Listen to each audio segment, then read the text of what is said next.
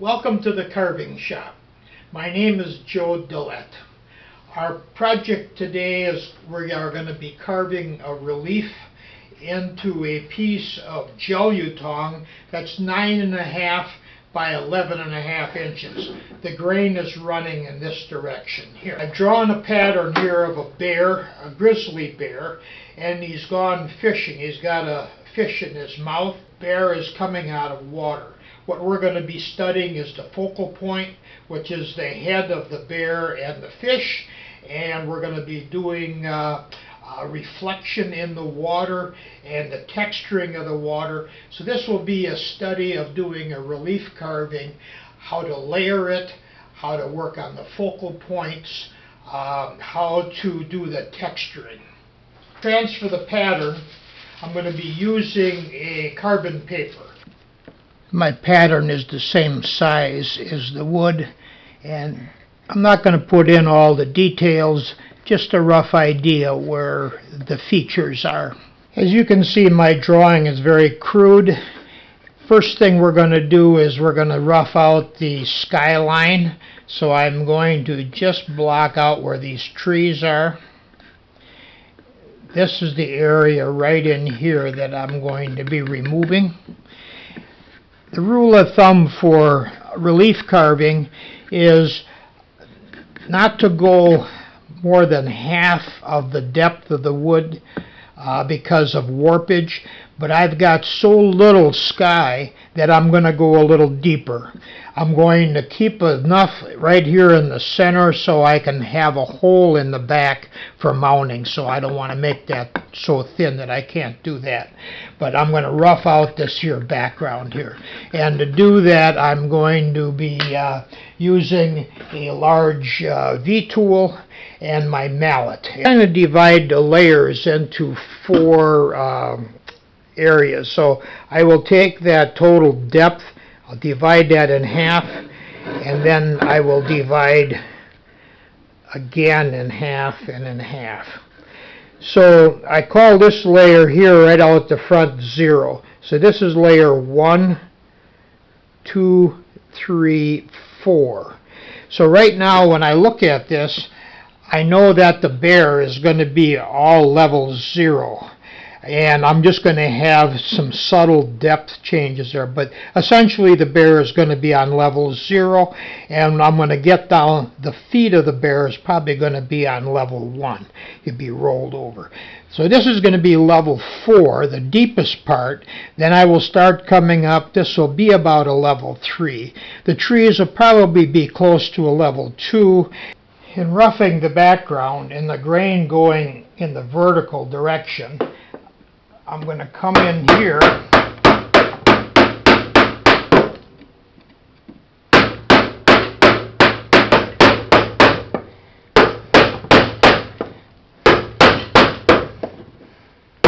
These are the stop cuts. We're not to depth yet, but what I will do is remove the stock down to the bottom of the stop cut, and then I will make my stop cut deeper. To take off the background, I've got a number 3 sweep, which is almost a straight chisel, and it's about a 25 millimeter, about 1 inch wide. Removing this stock down to the bottom of the stop cut makes it easier to make the stop cut deeper.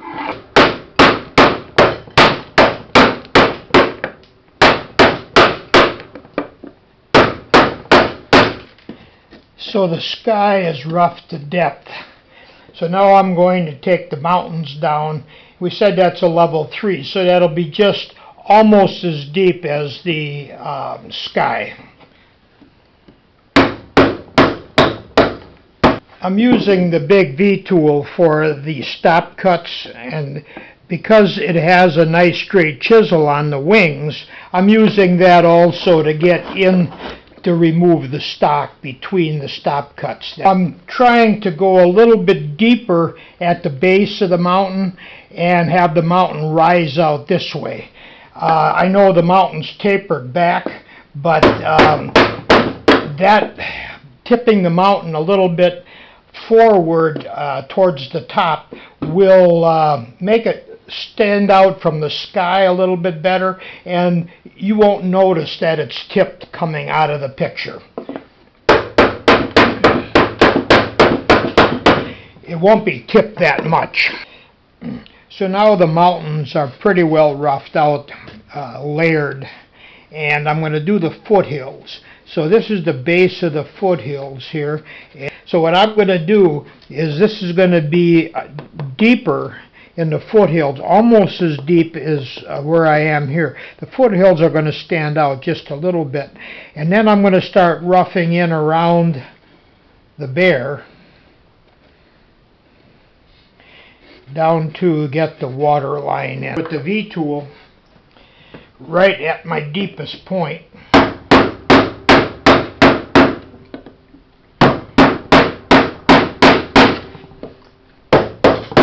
The base of the foothills, that's the horizon, and that is the point that's level right with your eye. So perspective-wise, if you were to raise and lower your head, that base of the foothills, the horizon, that would be raising and lowering as you went up and down. In determining the depth of the features, like how deep to make this foot, the rock, the base of the tree, that's done by the slope that you create from zero level here. So this is very shallow to the deepest point right at the base of the foothills.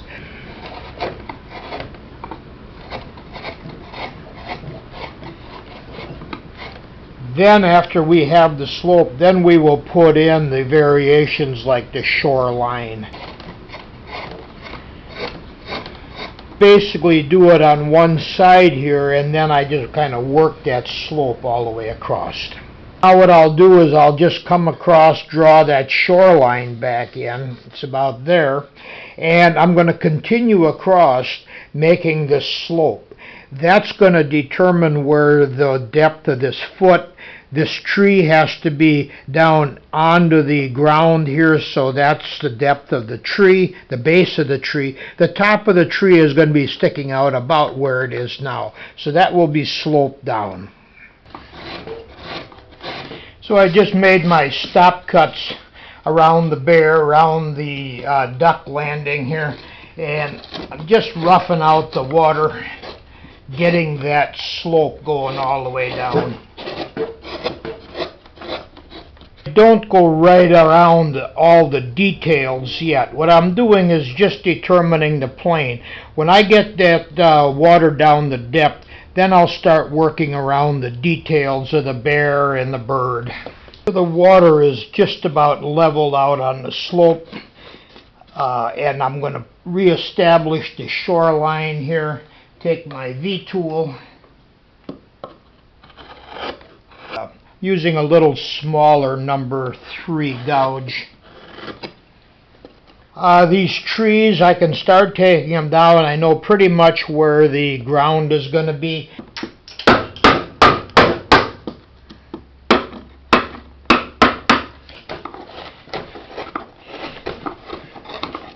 As a general rule, as things go up, like the bear, like the trees, I also slope them out, like I did with the mountain. And when you look at it, if it looks like it's falling out of the picture, then you need to straighten it up a little bit. But many times that doesn't look like it's falling out of the picture. And it increases the depth from here to there. It just makes it stand out more. Now I'm going to start roughing in here, and I'll do that with the V-tool. So I pretty much have the details of the bird and the bear outlined.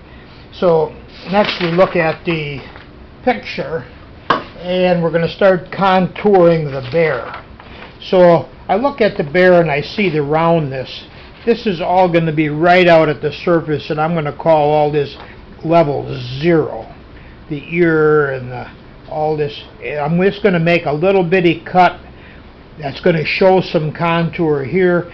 This head is going to be like 0. The eye is going to be here. So I'm going to make a little cut around the muzzle, and separate this back leg. These legs are going to go all the way to the water except for this one. So these are in the water. This one is above the water, and we're going to show a shadow underneath that leg. So the first thing I'm going to do is drop the legs into the water. So I'm separating the legs here and moving the leg down into the water. So the legs have to set right into the water, which means that they're going to be a little bit deeper than what that water level is. Now here we have a little sunken area in there, so I'm going to just sink that in, just take my gouge, round off the top of them.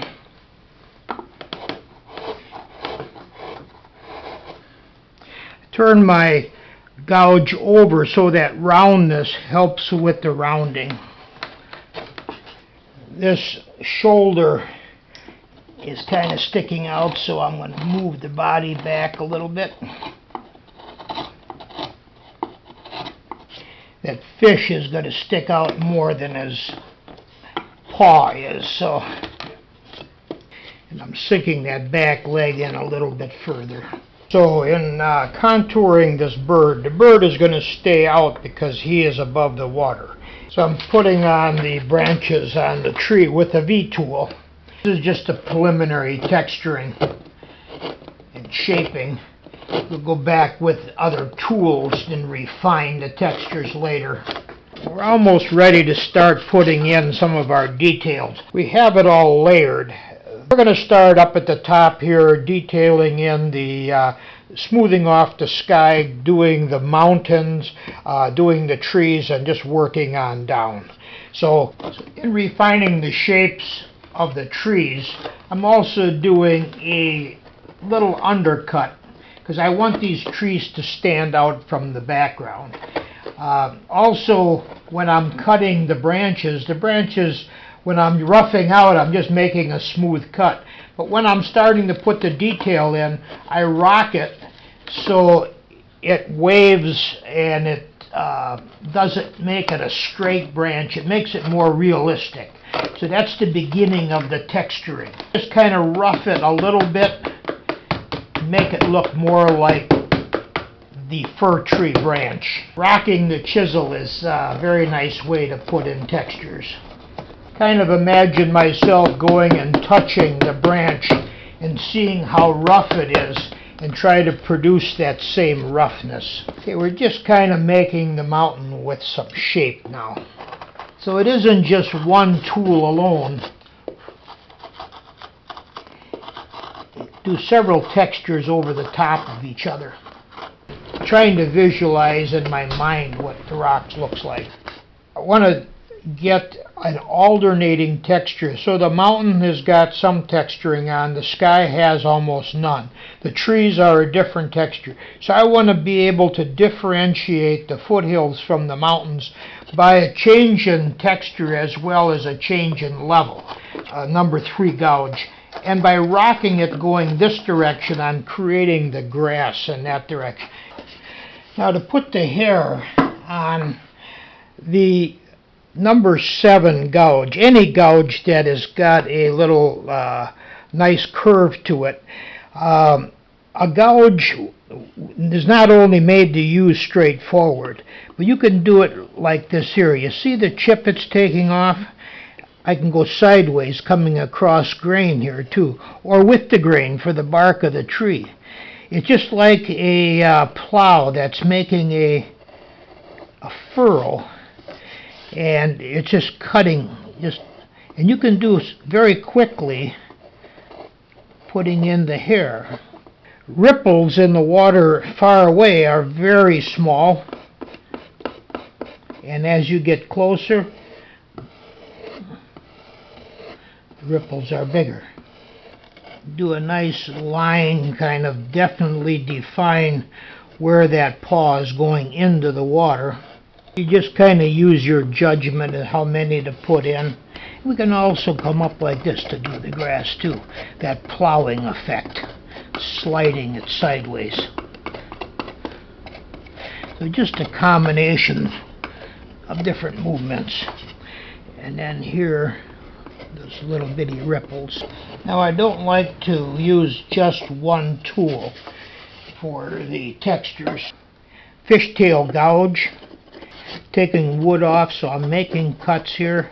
So that just does a little bit of smoothing and evening it out. Going in the direction here, when I want the hair to come down, I'm going this way. And I can also slide this tool side to side. Where there's a reflection in the water, let's say right here, this here tree is going to drive a reflection in the water. So what we're going to do is make little cuts. So I'm taking just a corner of the tool. So when you put a finish on, the capillary action of the finish is going to go into those cuts, and that will darken it. This bear is casting a reflection in the water. Now the reflection cuts that I'm making are horizontal. Now instead of sanding, I'm just going to scrape it in the upward direction. We are almost ready to put the finish on. The finish, I'm going to use a polyurethane, and for the building the shadows, I'm going to use artist oils. When I put the finish on, it doesn't necessarily have to be all ready for finish, because I do some carving when I'm putting the finish in, because I'm seeing how it takes it. Then when the varnish is wet, I can still go in with my tools and I can still carve those areas. We're getting ready to varnish here, and I'm going to be using the Helmsman. It's an indoor-outdoor varnish polyurethane. It's a clear satin. Always use a bristle brush. The bristle brush has got enough surface tension that it will break the bubbles as it comes through. So I am going to apply the varnish right to the carving, and I'm going to do it clear. Then I've got my artist oil. This is a burnt umber, and I put it on a little card here. And so I'm using this brush to apply the varnish. This is the one, this is also an oil painting brush, kind of stiff. And that's what I'm going to then, into the wet varnish, I'm going to start putting the shadows in. After applying a good coat of varnish to the back and the edges, now I'm starting just to put the clear varnish on the face here. And you can kind of see how the capillary action on the end grain here, making the trees look darker. And just to show you that you can continue to carve as you're varnishing, and then carve right through the varnish. Let's say we have an imperfection. I can see one right here at the top of the mountain, and I can carve that right off. So right through the wet varnish, it doesn't hurt the chisels, it doesn't hurt the carving, and just got right down through the bottom of that imperfection. Then I just take the paper towel, wipe it off. Little varnish on the chisel is not going to hurt the chisel at all. Then I just go back and revarnish that area. So you can kind of see right here where that reflection of the tree is when I made those cuts. Now the capillary action sucks that varnish in, and it makes the reflection. Okay, now that's all clear varnish. Now what I'm going to do is start building my shadows. So now I can take the burnt umber and I can just start building the shadows. And then I blend all the shadows in with the bigger brush with the varnish on it. Oil paints and polyurethane varnish mix very well.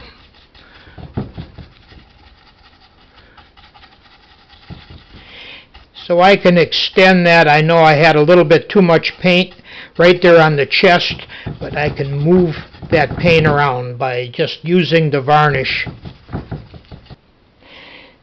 If I wanted to create a little bit more texture in around that rock, let's say where that rock is meeting the water, I'll take my, I'll just take this here number 3 gouge, and I will cut some lines in there right at the base of that rock. right here, and here also. Just a little bit more reflection from those rocks. Notice I didn't take any stock out. I just cut it with the corner. And there, we just, more of the subconscious, kind of seeing a little bit more reflection of the rock right there. So probably just a little subtle separation. Take a little bit of the burnt umber. And right where these two mountains, the mountain ranges, just separate them a little bit with a little bit more shadow. And maybe just some of these other areas as dark as that one there was. And the foothills. We can go the top and the bottom of the foothills a little bit. That would help separate them a little bit.